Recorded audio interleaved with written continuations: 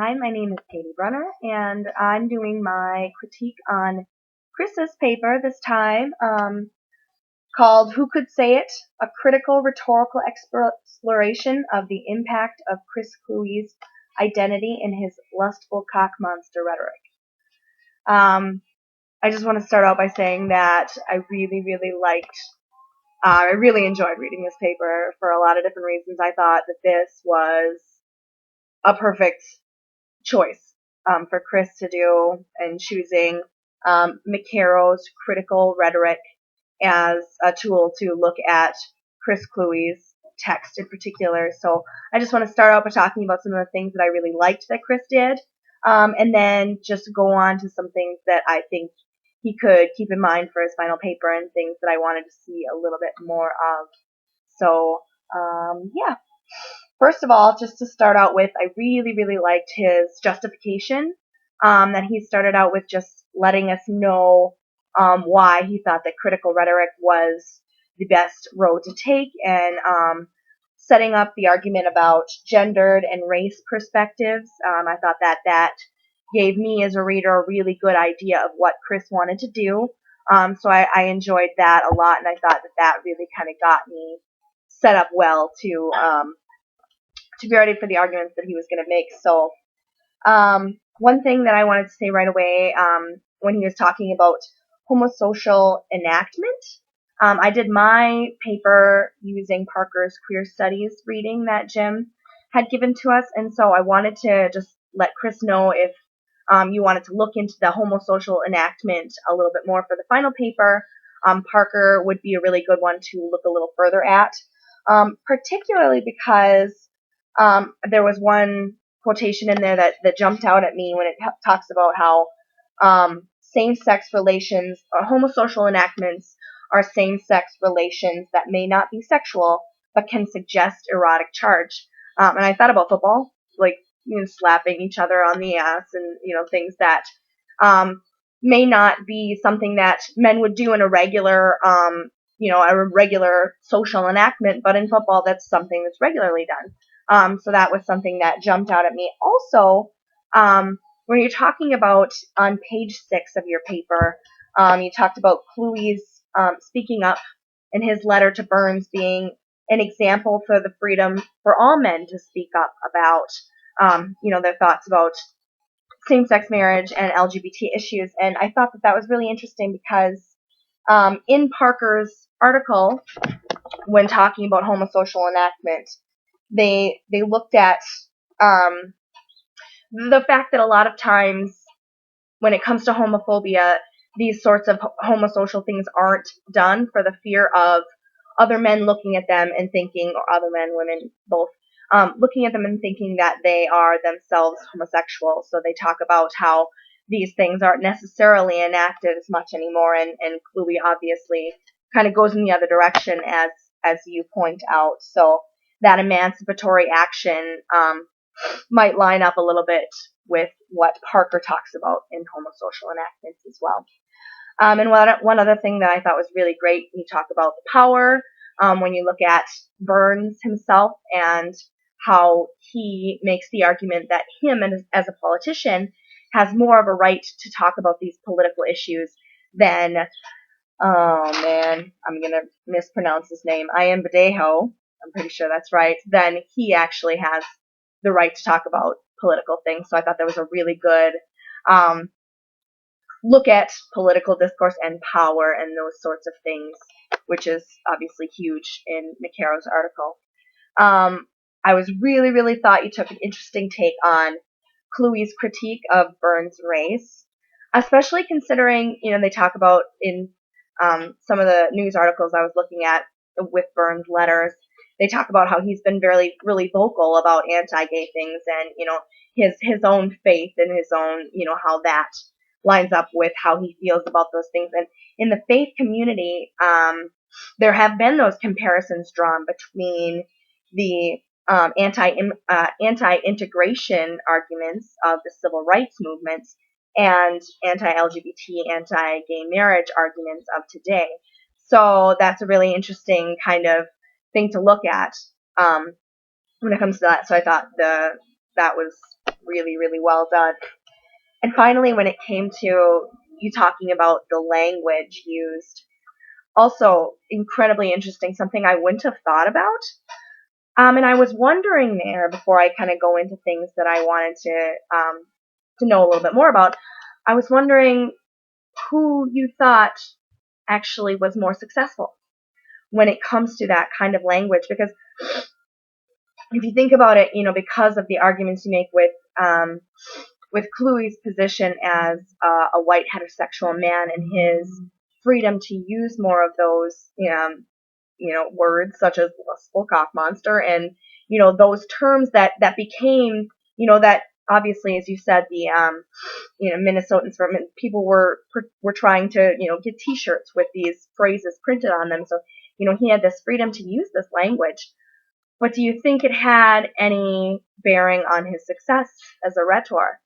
Because when I think about it, I mean, whether or not he was successful, I heard about Cluey's letter. I knew about it. I heard about it in the media and things like that. I heard about that far more than I heard about Iambadejo's response to Burns, which is interesting considering, it was Burns' letters was for Iambadejo himself. So, I mean, that was something that I was just like, light bulb, this privilege that Cluey had so that he was able to use this language, did that affect his success as a rhetor and what he was trying to do? So, that's a good transition to go into things that I was looking at possibly for your future and writing your final paper, and also things that I was a little confused about and I wanted to clarify. So just to start out, one thing, and this might seem a little nitpicky, I'm wondering about your inclusion of the all 8 principles of practice when it comes to McCarroll. Obviously, that's a big part. And you do make the argument that these are just a loose guideline, and obviously McCarroll makes that argument as well. It's not about a method; it's about a practice and things like that. However, throughout my paper, or throughout your paper rather, even until I read it a few times, I found myself trying to find out where you were applying those things. So I think just the inclusion of that might throw people off a little bit when it comes to reading. Maybe touch on it a bit, but your focus is definitely more on the dominance and the freedom, so I think that should be more of your focus when it comes to explaining McCarroll and critical rhetoric. And like I said, maybe, run through them really quick, but that could also save you some space, as, there are some things that I'll get to at the end that I think that you could have elaborated on a little bit more, so you'll need the space. Maybe not in the final paper, which is going to be a lot longer, but just a thought, take it or leave it.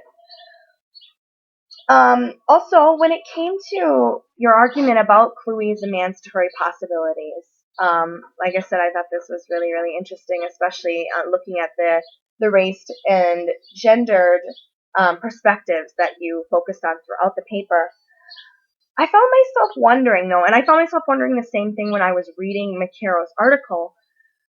I was just wondering about his assertions that, that his arguments, would only reach a certain population considering his privilege and things like that. And whereas in our society, particularly, we place a lot of emphasis on celebrities. So I personally was like, well, I feel like his influence would be a lot more far-reaching because of that.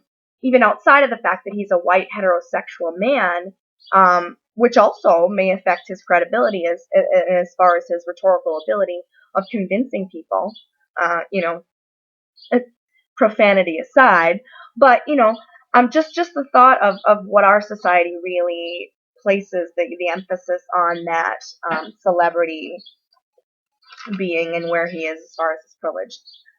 Just, like I said, something that made me go, I'm not necessarily sure, but it might be something to think about as you go on. And then finally, when it came to the end, and this is what I was talking about as far as space and a little bit more when it comes to developing the so what part of things, and like I said, a lot of the things that you touched on in this paper, I would have never even thought about. So great start. I didn't even actually have a suggestion for you to take this in another direction, because to be honest, like I said, I felt like it was a perfect way to look at this. Um, but one quotation in McCarroll's article that I took out was, actions oriented toward change will tend to be more conducive to power maintenance than to its removal. So I'm wondering what you thought, particularly, Chris. Would you say that Cluey's rhetoric, ultimately, considering his, his the language and what the choices he made as far as attacking Burns' race and things like that, do you think that these things ultimately made his rhetoric more successful, or did it hurt? Did it further the cause that he was trying to do as far as LGBT equality and his critique of Burns' attempt to silence Ian Badejo? Um, or do you think that these things hurt his argument, especially considering his emphasis on profanity? Um, Further, McCarroll also makes the assertion that critique has at its object something which it's against. So, I mean, just your own thoughts as far as whether you think that these choices that Cluey made were ultimately successful or hurt his rhetorical abilities. And then just lastly, you do touch on some of the consequences in further areas for research, but McCarroll also talks about how you need to give your audience further action, ways to go with what you were talking about and ways that they can look at things. So I think going into that a little bit further would be helpful as far as your final paper goes. But ultimately, like I said, I really, really enjoyed this, and it's just an interesting way to look at it, and I think it's a very different way to look at it than what's been done in the past. So, good job. I really enjoyed reading it, and I hope this was helpful.